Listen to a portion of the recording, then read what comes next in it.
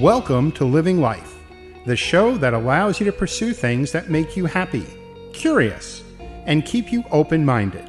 This is Living Life on the Empty the Bench Podcast Network. Hello, everyone, and welcome to Living Life, Organize, and Thrive. I'm Camille Prunka with Refreshingly Candid Coaching and Organizing. And today on Living Life, Organize, and Thrive, we are going to talk about making your resolutions work for you in 2022. Because if you're like most people, and I've encountered this myself, you set a resolution, you're good at it for a little while, and then all of a sudden it just doesn't go your way anymore. And you end up either abandoning it altogether or just feeling like a failure and giving up. So we are going to dive into that topic today. But first, I want to tell you how you can connect with me if you'd like more information about getting an organized life put together. Because truly, once your space is organized and your time is organized, your possibilities are limitless. So you could reach out to me and check out the latest and greatest of what's going on in the world of Refreshingly Candid Coaching and Organizing on Facebook at facebook.com/refreshinglycandid or on Instagram, and that is at refreshingly.candid. So check those out. There's some great tidbits about keeping your resolutions fresh and keeping you on track. But today I'm going to talk about a really important part of the resolution process that we tend to skip over. And I'm going to give you a classic example of how that sort of goes down in real life. So the one key, if you could walk away with today, the one key that is going to make your New Year's resolution outcome different, to make it successful, is preparation. It really depends on how prepared you are to jump into this resolution. So if you're watching this on the day that we are airing, which is Thursday the 6th, you've already had 5 to 6 days of working on your resolution. If you're watching this later in the month, maybe you're been working on it for, 15 plus days, and maybe you're having good success. Maybe you're hitting a rocky road. Maybe you're still kind of muddling through on getting started. And those are all okay places to be. But wherever you are, if you haven't done the right preparation, I urge you to pause and just think about the steps that I'm going to talk about today. So, preparing in advance is huge. There's really, what is it? An ounce of perspiration and lots of preparation. There's a saying, a sports saying that goes with that. But truly, in life, when you are about to adopt a new habit, about to adopt a new lifestyle, the best thing you can do is make a way to get yourself in that zone of living that lifestyle. So let's talk about the common resolution of going on a diet or getting healthier or exercising more. So those are really kind of big, broad topics, big, broad resolutions. I want to be healthier. I want to go on a diet, or I want to exercise more. There's nothing specific or concrete about any of them. They're very, very general. So if you want to get healthier, well, there's a ton of ways to get healthier. You can go to your doctor and talk with them about getting on an exercise regimen, a diet regimen. You can talk with them about natural remedies and medications that you might need. So there's lots of ways to get healthier. It's about picking something specific. The same thing, I'm going to go on a diet. Well, what kind of diet are you going to go on? Are you going to go on a temporary fad diet? Are you going to become vegan and go on a complete lifestyle change? Or are you going to do something that is more moderate or maybe monitored by a healthcare professional? And then exercising. Okay, are you going to join a gym and not go? Are you going to sign up for a fitness class and go once a week? Are you going to hire a personal trainer who's going to come to your home? Again, lots of ways to achieve that goal, that are much more specific than just, I'm going to start working out. So the big thing is to have that big dream where you are going to get healthier, start working out, but then you want to start small, and you want to start small with really measured, specific steps. So let's talk about maybe going on a diet. So if you were going to decide, I'm going to go on a diet and that's going to be my New Year's resolution. Well, you've got your big dream. I'm going to go on a diet, which is going to make me be healthier in the end. That's your end goal. And you're going to start small.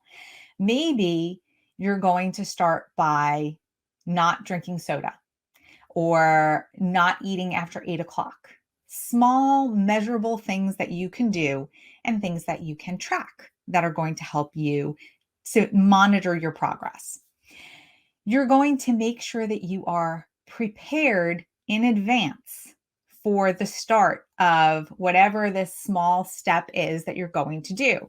So if your small step is, I'm not going to drink soda anymore, then you need to get soda out of your house.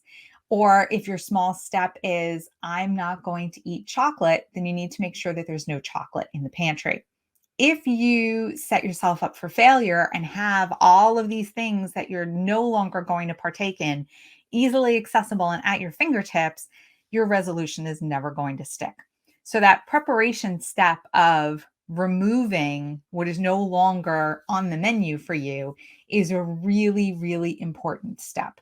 So you're going to hone in on what your specific step is going to be, and then you're going to set up your environment so this way, whatever it is you're avoiding is no longer accessible. And then you're going to learn from the past. You're going to take a moment to take some insight into, well, have I had this resolution before? Do I seem to keep repeating it year after year with no success? Or it only lasts for a couple of weeks and then I'm not really doing it anymore? Well, if you've been trying to give up soda now for 2-3 years in a row, this may be the time to try a different tactic, get an accountability buddy, do something different. Don't just keep repeating what you've been doing in the past that isn't serving you and isn't getting you to the goal you want. And then ask yourself, is the change that I want really the best option?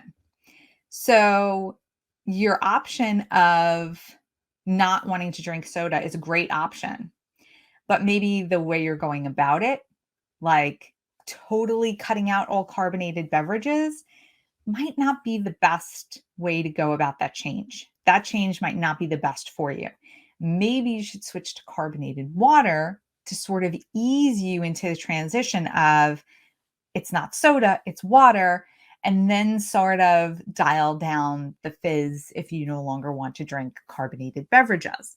Or if you're just going for less sugar, well, maybe an all natural carbonated water might do that for you, where you have a little bit of flavor, a little bit of fizz, but none of the sugar.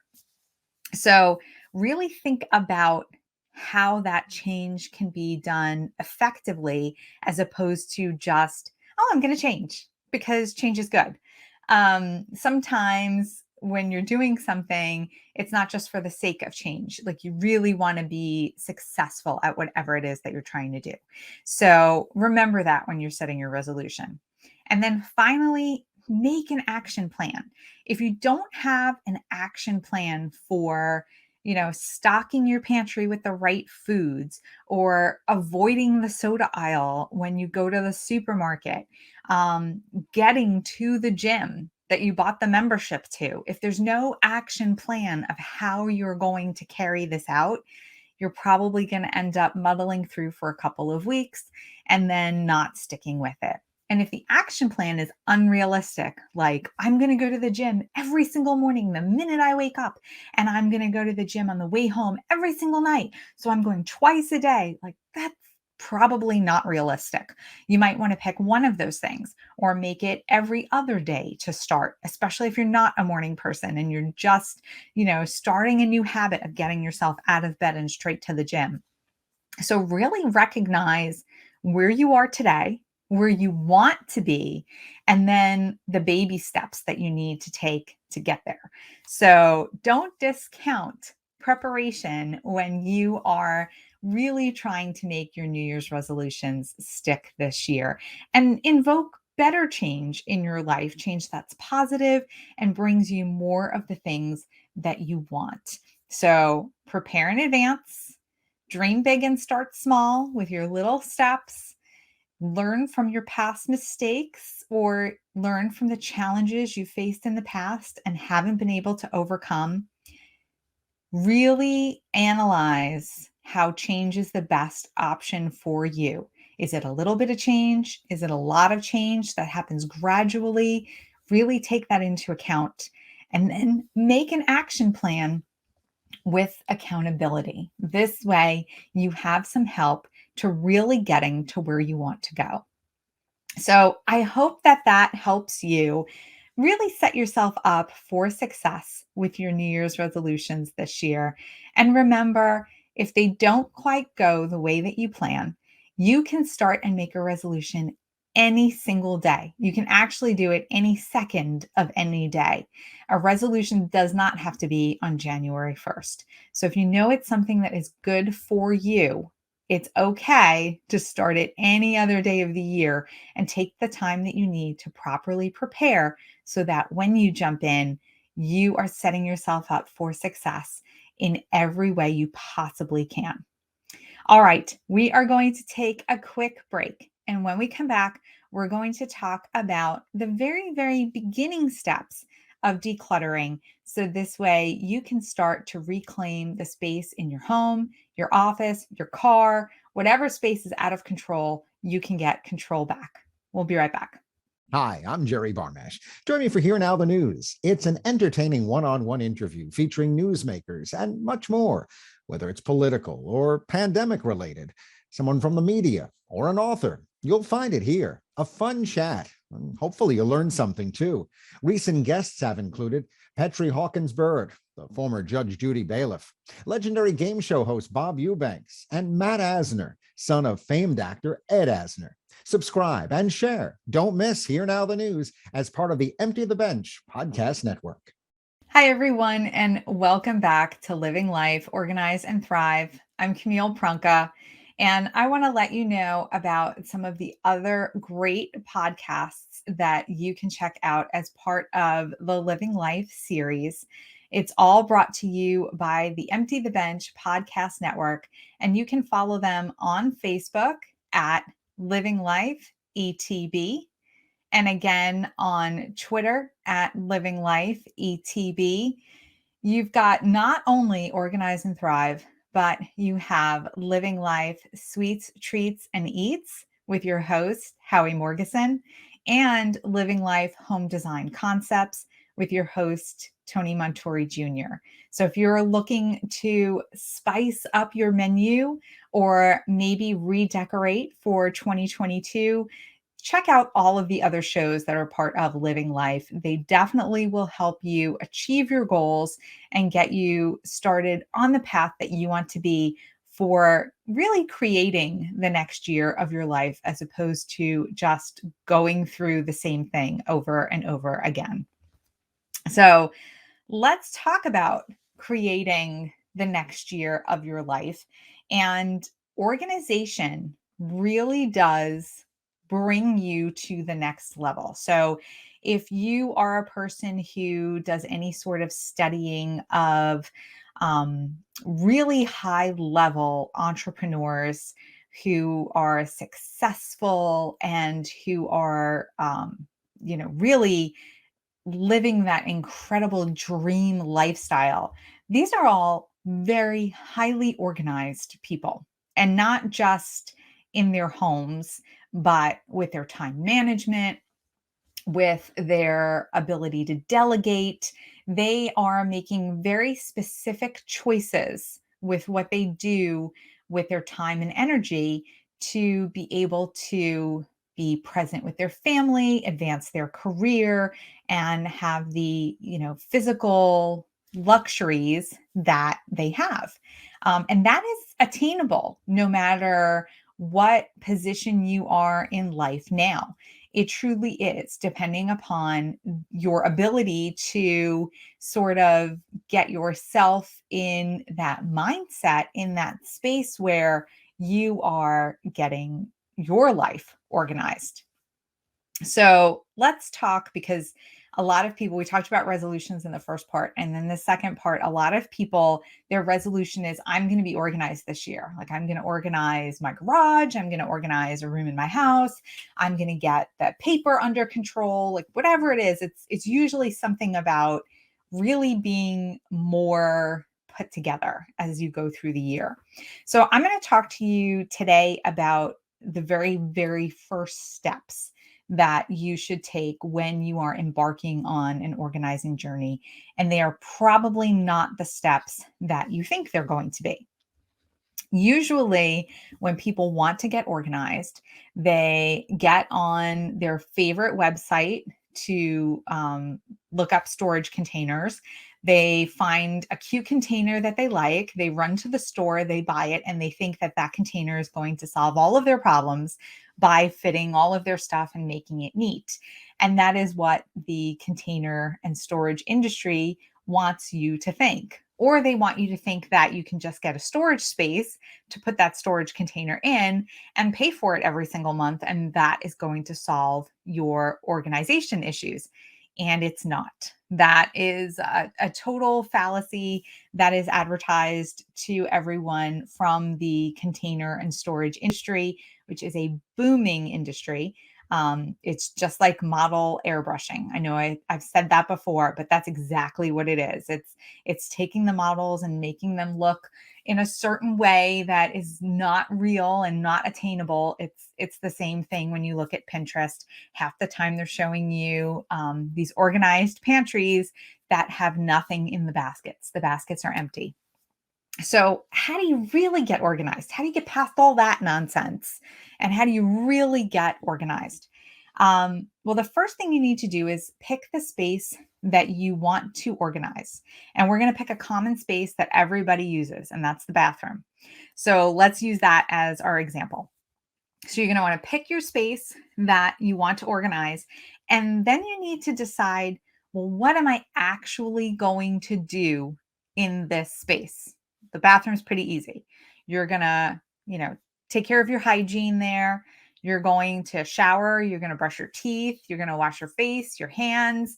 That's pretty much the function of the bathroom. Well, it's not a place where you are going to get dressed, right? So your clothes don't belong in there. It might actually not be the place, if you're a person who puts on makeup, it might not be the place where you put on makeup. So it really depends. If you have a vanity and you put on makeup and you're going to practice putting on your makeup in the bathroom, then that is a function you have to include when you're planning the storage. But if it's not, then your makeup shouldn't be in the bathroom. Your clothes shouldn't be stored in the bathroom. There's really not a lot of other functions that happen in there. So there shouldn't be extra stuff in there. Another function that happens in there is cleaning the bathroom. So some people have a central location in their home where they store cleaners, like a linen closet. And some people store their cleaners in the bathroom, like specifically the bathroom cleaners. Either one is absolutely fine. But again, you have to decide where you are going to house that function. So when you look at a room, it really shouldn't have more than 3 functions. Like your bedroom, it should be the place you sleep, maybe the place that you get dressed, and it might be a place where you read. And that's it. It shouldn't have any other functions than that. For some people, their bedroom is one function, and it's where they sleep. You might get dressed in your bedroom. That's a common function. So your clothes will be in the closet, and you may have not even a closet, a wardrobe that's in your bedroom. And that function of getting dressed, the clothes are stored there to participate when you do that. But you shouldn't have You shouldn't be playing video games. You shouldn't be watching television. You shouldn't be working, sleeping, eating in your bedroom unless you have a studio apartment, which then becomes a little more tricky, and you have to zone out your apartment for the functions and how you're going to store things. But truly, you want to narrow it down to those 3 functions or less, and then keep the things that are necessary for those functions only in the space. So let's go back to the bathroom. So for me, functions in the bathroom: showering, I style my hair in the bathroom, and I put on my makeup in the bathroom. Those are the things that I do. So I keep all of my hairstyling products, all of my makeup products, and my soaps and lotions and skincare. All of that stays in the bathroom. I also have my cleaners that are bathroom specific in the bathroom. So when I'm going to organize, I make sure that I have zones for all of those things so I can complete those functions. The next step when you are going to get organized is to declutter. So if I am in my bathroom and I'm going to reorganize it, or I'm going to make the organization more efficient, the first thing I'm going to do is go through every single thing that is housed in that bathroom and decide, do I really need to keep it? Like, do I have old soap, old lotion, expired cosmetics, expired medication? Maybe I keep that, or first aid supplies in there. Those are the kinds of things that you want to remove and discard of properly. So if it's something that you're not using and it still has life left to it, maybe you can give it to someone else to use. And if it's something that is just past its life cycle, it's time to get rid of it and remove it as trash. So that is your next important step. So you have your function of what happens in the room, and then you have the essentials of what you need to keep. So once you know what you need to keep, then you can sort it and you can buy the appropriate organizational tools because you know exactly how much you have. Without those first 2 steps, if you just go out and buy a container, it's not going to help you out. It's actually going to cause you more problems because it might not fit your space the right way. It might not fit your stuff the right way. And then you're going to start to think, well, where else can I use this container? And now you've just added to the mountain of stuff in your house as opposed to organizing the things that you actually use. So, how do you declutter efficiently? Well, decluttering should be done in 15 to 30-minute sessions. That's it. So, set a timer or bring in some music. Music is about 5 minutes if you're listening to pop music per song. So, 3, maybe 4 songs, and you should be done with your decluttering for the day. And that'll help you keep momentum too. If it's some of your favorite music, it'll keep you motivated. And then don't clean while you're organizing. So decluttering time is decluttering time. Organizing time is organizing time. And cleaning time is cleaning time. They're 3 totally different activities. Don't try to merge them together. It really just makes it more difficult. And at the end of your decluttering session, anything that you are no longer going to keep should be removed from your space. So if you are a person who watches This Is Us, and it was years and years ago, I clearly remember watching one of the very first scenes in the first episode where the daughter Kate is bringing all this food outside to the trash can, and someone is outside letting their dog out, and they're picking up after the dog, and she asks for the bag of dog waste so she could put it on top of the food. So this way she doesn't pull the food out of the garbage and eat it. So I want you to sort of metaphorically think the same thing. Things that are going to be removed from your home, put them in your car and drive them to a donation spot and get rid of them. Garbage should go in the garbage can outside. Recycling should go in the recycling can outside. If you don't have trash pickup in your home and you have to go to your local recycling and trash station, go do that. Get it out of your space. So this way you're not tempted to reclaim or rescue something and bring it back inside. You want that metaphorical dog poop right on top of it in the trash so it doesn't come back inside. And if you're able to do that, you're going to really start to make some big changes in your space. So just to recap, remember your first major step of getting organized is deciding the function that's going to happen in your space and limiting the functions that happen in that space to no more than 3 functions. And then decluttering, getting rid of what you don't need. So this way you can only see what you're actually using and then organize it in a way where you can easily access it. Once you're able to do those things, getting organized after that is really simple. And in future episodes, we're going to go through some of my favorite organizational tools and ways to be able to actually organize your space. So I hope that you found these little decluttering and getting organized 101 steps helpful, and that they are going to help set you up for some organizational success in 2022. All right, we will be right back after a quick break. Hey there, I'm Howie Morgeson on Living Life, Sweets, Treats, and Eats on the Empty the Bench podcast network. It's all about food, and food for the family, tradition, and holidays. We'll show you how to make simple foods where you can share with family and friends. So join us on the podcast.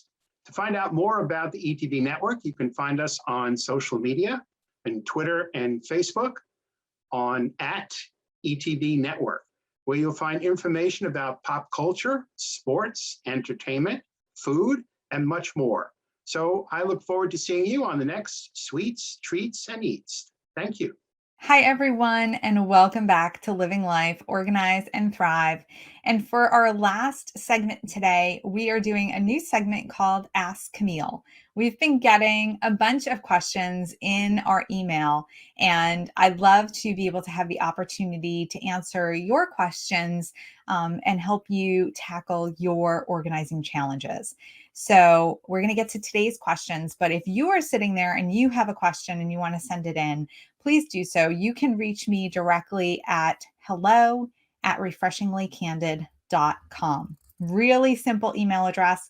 You can send in any of your organizing questions, and I will do my best to answer them during the last segment of each one of our Organize and Thrive podcasts. So again, that email is hello@refreshinglykandid.com. All right, so we have 2 questions today.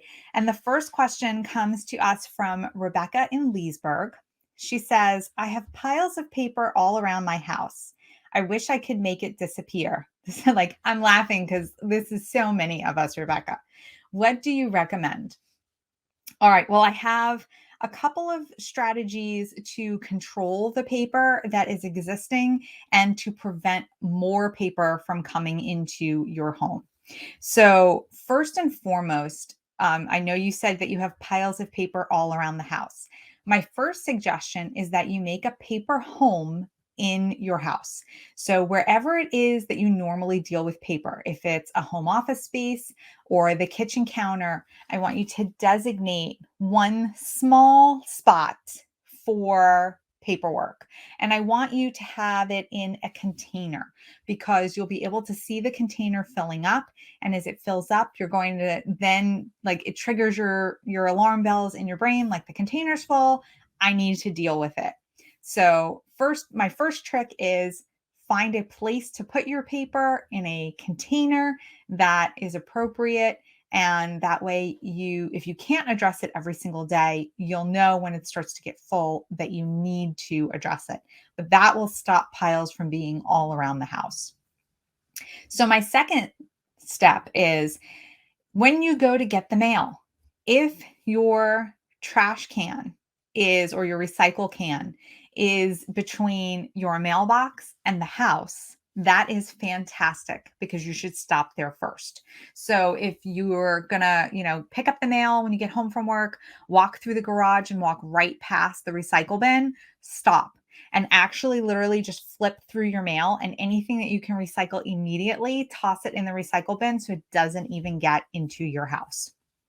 If your recycle bin is not right there, then my suggestion is that you go to your house and wherever the recycle bin is in your home. So if I have one in my kitchen, I take the mail straight into the kitchen and I flip through it and I recycle immediately whatever is unnecessary mail. So this way it doesn't have a chance to try to, clutter up my counters and give itself a home in a place that I don't want it to be. And that works really, really well. Another step is go paperless on whatever you can. So if you are getting catalogs from places that you shop at, go online and tell them to stop sending you a catalog, opt out. This way it's not coming into your home. Bank statements, utility bills, anything, credit card bills, anything that you can get paperless, go paperless, because then you're stopping it from even getting to your mailbox. And you'll be able to manage that online much more efficiently. They have places where you can actually download that paper statement if you need to keep it as a record. If not, it's in the cloud of your account. So you'll be able to access that whenever you need to. Another great thing to do is make sure that you are not saying the words, I might need this someday, as you're going through paperwork.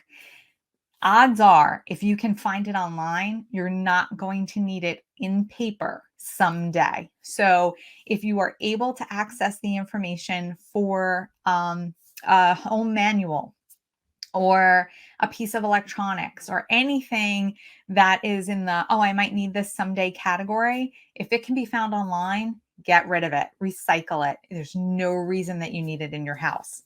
And then as far as the piles are concerned, people are always asking, how do I get through the piles? Like they seem to grow. And I totally understand. But the best thing I can tell you is, and it's a little bit of tough love, just pick one place and start. If you just sort of give into the fact that you have these piles, then you're really saying it's okay and you're always going to have these piles. But if you pick a place to start actively going through the paper and realizing what is truly necessary to keep and what is not necessary to keep and getting rid of it, the piles will start to go away.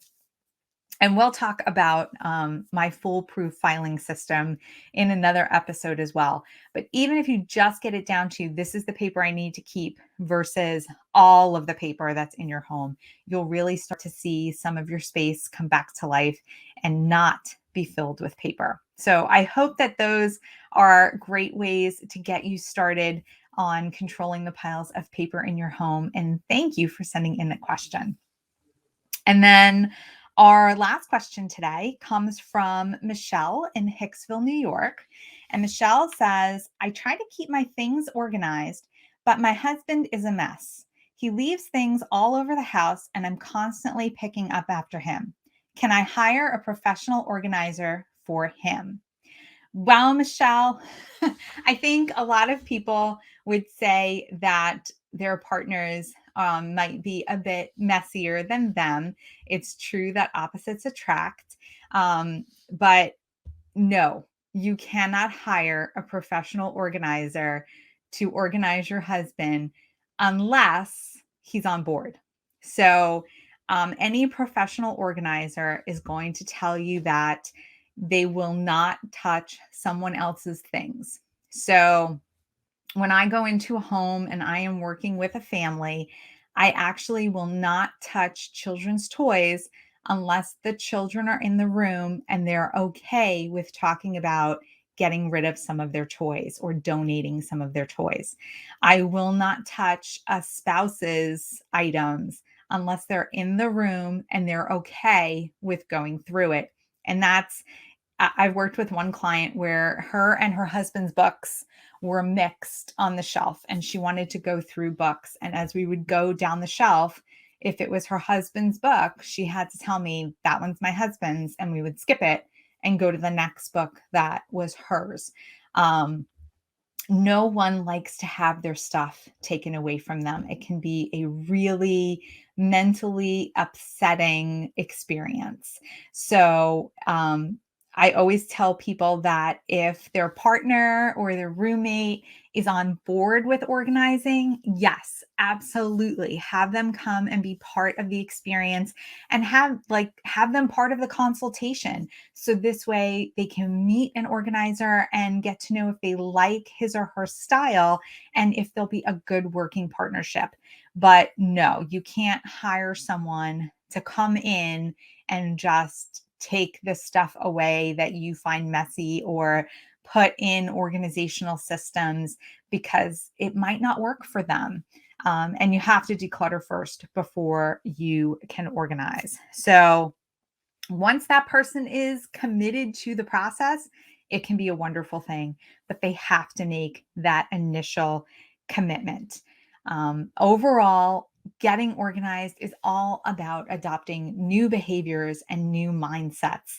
And when that person is committed to that process, it's great, but it's definitely something that can't be forced. So, if you are living with someone who's slightly less organized than you, my suggestion is have a conversation and see if that is something that will work for both of you and if it can be a journey that you take together with a professional as opposed to having it be something that is done without the input of the other person. So again, if you have a question and would like it answered, any question about getting organized, even organizing your time, you can always send an email to hello@refreshinglykandid.com and I will be happy to answer your question on the podcast. All right. So if you are looking for more strategies to get organized and put yourself in a powerful position as we start this new year, well, then you should visit my website, and that is refreshinglykandid.com. There are links to social media. There are some great resources on there, including my blog. And there's information if you'd like to work with me personally, either in person in Northern Virginia, or if you would like to work with me virtually anywhere around the world. And I love doing that with clients. I love using technology to bring us together so this way we can work in ways that might not have been possible before the technology was developed. And make sure you tune in next week. So next week, it's Living Life Home Design Concepts with Tony Montori Jr. You're going to be diving into new ways to make your space even more fantastic. So if you're looking to spruce up your living space or even your office space, there's lots of tips and techniques that you can use to make your environment a lot happier. I thank you so much for joining me today. Remember to like and subscribe so this way you receive more notifications about great content in the Living Life podcast world and also the Empty the Bench podcast network. I'm Camille Prunka with Refreshingly Candid Coaching and Organizing, and I will see you in February. I believe it's February 3rd. For our next episode of Living Life, Organize, and Thrive. Have a great one.